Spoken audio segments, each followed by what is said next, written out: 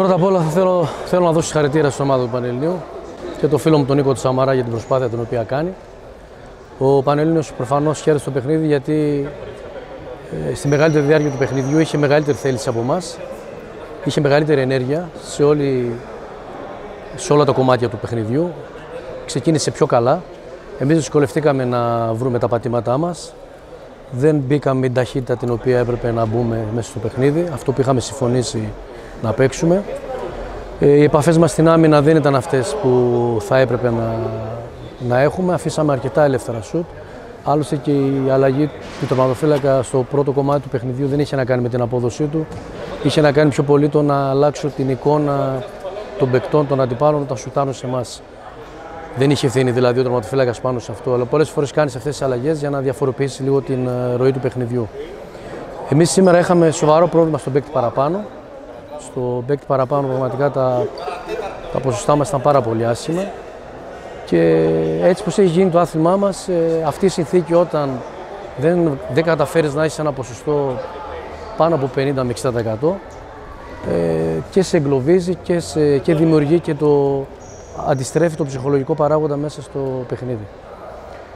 Προσπαθήσαμε στο δεύτερο ημίχρονο, μπήκαμε λίγο πιο κοντρολαρισμένοι, προσπαθήσαμε να φέρουμε το παιχνίδι στα ίσα, το φέραμε το παιχνίδι στα ίσα, νομίζω ήταν 14-14.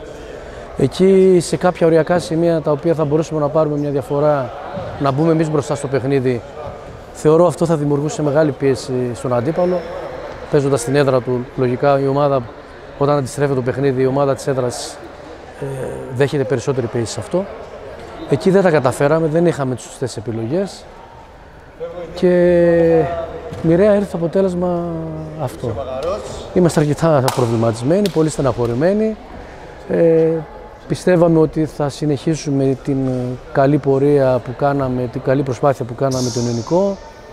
Προφανώς μας έλειψε και ο Σεργέη, ο οποίος τραυματίστηκε και αυτό έπαιξε αρκετά μεγάλο ρόλο στη διαδικασία του παιχνιδιού. Θα έπρεπε οι άλλοι να ήμασταν πολύ πιο έτοιμοι για να καλύψουμε ένα κενό ενός περιφερειακού παίκτη και δεν έχω και ιδιαίτερους και πολλές δυνατότητες αλλαγής εκεί. Παρ' όλα αυτά είμαστε υποχρεωμένοι να συνεχίσουμε, έχουμε πολύ δρόμο. Το πρωτάθλημα θεωρώ ότι θα διαφοροποιηθεί αρκετές φορές, θα έχει αρκετά σκαπανεβάσματα. Όλες οι ομάδες είναι ικανές, όλες οι ομάδες έχουν καλούς παίκτες. Εύχομαι στον Πανελλήνιο καλή συνέχεια και σε εμάς το ίδιο.